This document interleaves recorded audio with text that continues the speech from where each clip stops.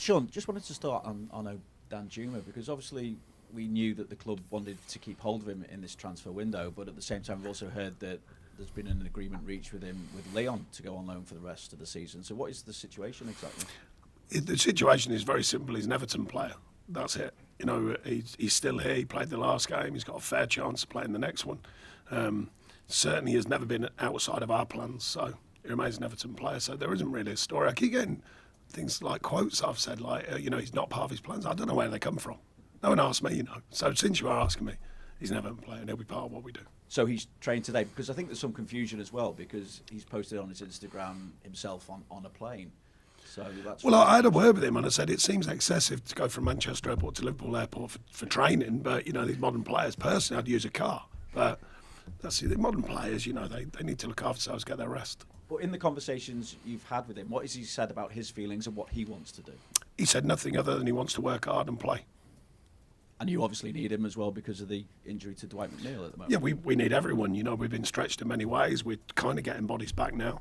Youngie's out on the grass as well, so that's another body that shouldn't be too far away. Seamus is back involved now, so we want everyone as fit as possible, obviously.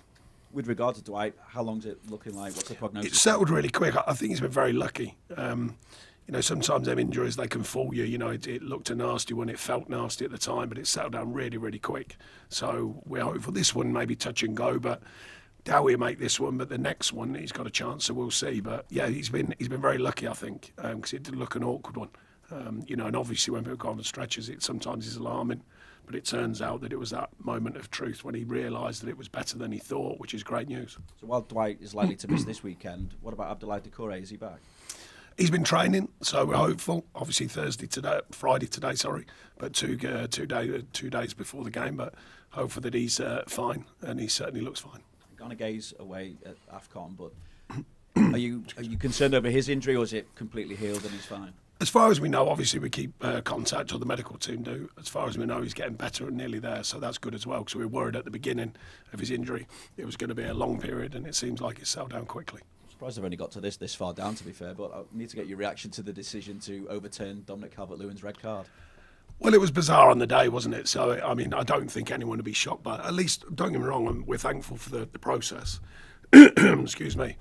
I'm a bit concerned with how it ended up there in the first place. And, after so long checking it and all things like that, I didn't think it needed all of that, but it got, the decision was made. But at least the powers that be have decided to change it back. When you say you're concerned how it got that far, what would you like to see happen different, and what do you think could have been done differently? Well, it wasn't that bad a tackle in the first place, so sometimes you've got to trust the referee. The referee didn't give anything. No one really did anything, it was just a tackle. That was it. And I think we've got to be careful. I've been saying it for years, actually.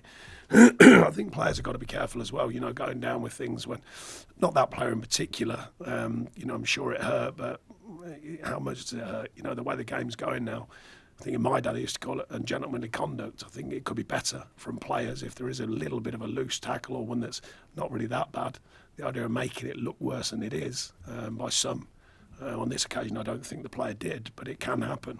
And I think we're all a little bit like, come on, just play, just get on with it. And that'd help the referees to make better decisions, I feel. Have you had any explanation as to why VAR intervened in that instance? Because when we talk about clear and obvious error, it doesn't look like, when you see the footage, that there's been a clear and obvious error. So then it comes down to what the chat has been between the referees and his assistant. I think that's one of the talking points. As you know, I'm a fan of VAR, but I think this idea of clear and obvious, I don't know when it kicks in and when it doesn't. And I think we're all a bit nervous now with which way that is, and trying to find clarity of what they consider to be clear and obvious, what moment is, what moment's not. The player got booked for diving, there was a dive in the second half, no booking.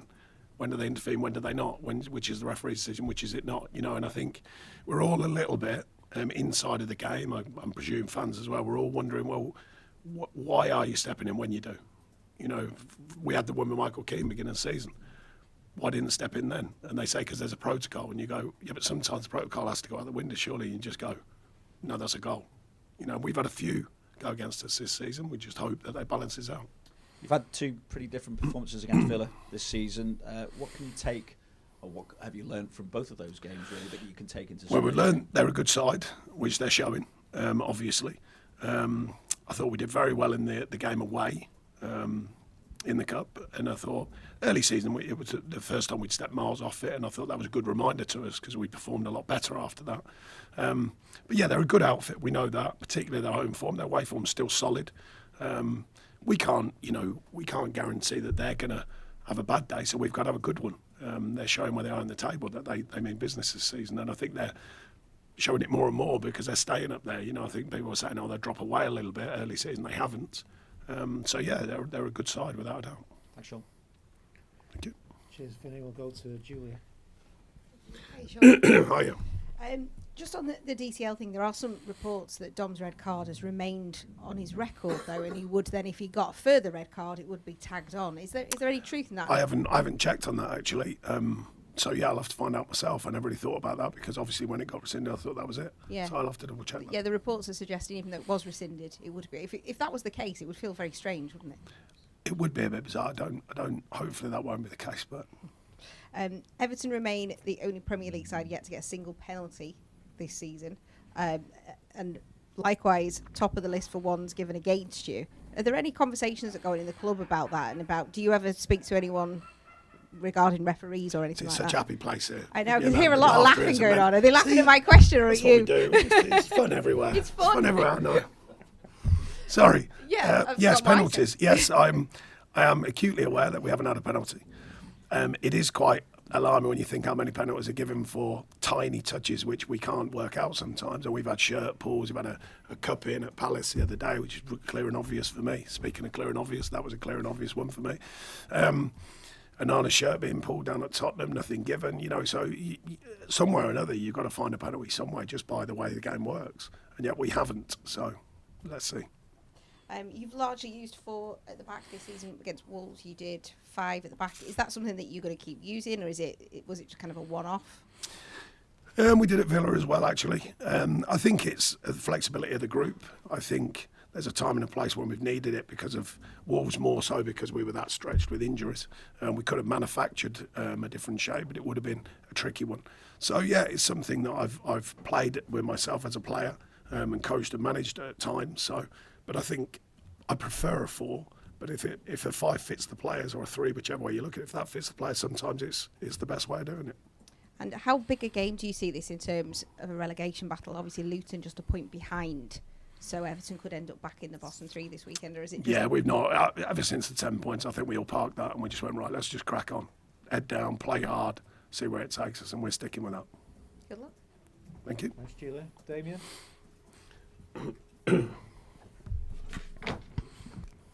We're in a bit of a tricky run at the moment, Sean. What changes in terms of getting things back on track? Well, you mix it in with a longer distance run of games and you go, actually, it's a decent run. But the facts are the facts. The idea of the last few games, we've played some very good sides. I think we've played very well in a couple of them. A couple of errors have cost us quite badly. And one where we stepped off the mark, down at Wolves. Within the performance levels, I think there's been clear signs of still remaining consistent. So that's what we've got to do, is still remain consistent to our performance levels. Because I preach it all the time to the players. The longer we do that, the more times we do that over a season, it pays you back. And it is a season's work, never more so than this season, having 10 points gone, or currently gone. And in terms of Villa, you talked about the home form being slightly strong. What is it that they're getting so right this season? Playing at maximum often, good players playing well. I presume a good atmosphere in the place, from winning. So yeah, the details of the game, I think they're getting right at both ends, and I think they've shown that.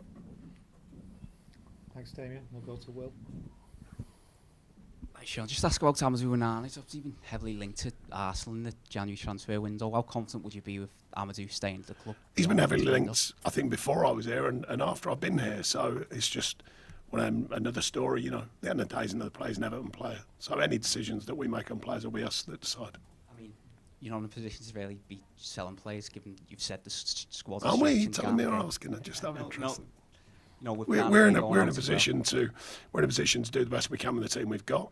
We're in a position, if the right deal came along, unlikely in January. You've seen how quiet it is anyway. But we're certainly not thinking of players going out of the building. That's about Yusuf Chamiti? We haven't obviously seen him too much. You brought him in as a long-term project. So how's he been developing? And in an ideal world, if you had a bigger squad, would he be someone who you might have been looking to loan out maybe to the Championship? Yeah, I think his development's going well. I think he's adjusting to what it is, the physicality and the nature of the English game and the way it's going in the Premier League. He is very young, don't forget. You know, you get bought in for a few quid and everyone sort of adds this tally on, well, why aren't they doing this, why aren't they doing that? He's just a high-level development player, but he's still a development player. So we're looking for him to do that. He's doing it. He's working hard and he's enjoying it so far. Just finally, Stanley Mills obviously come back after a bad injury. He was having a really good loan out on Oxford. You must have a lot of sympathy for him, really. Yeah, I spoke to him and, you know, we try and leave loan players alone, which I explained to him. When they go out, the idea is they you know, they grow from the experience. So I certainly don't be ringing the players all the time. I want them to listen to new coaches, new voices, you know, find out what it is about being a player. But I did speak to him after the injury and just say, look, I'm sure you're in good hands. We'll take care of you. And he was in good mindset, I think. He'd had a couple of days to get, you know, his head around it. A longer term injury, but he'll be fine. Thanks, Will. Richard? Any further questions in the open section? No? Okay, thank you. Particularly hot.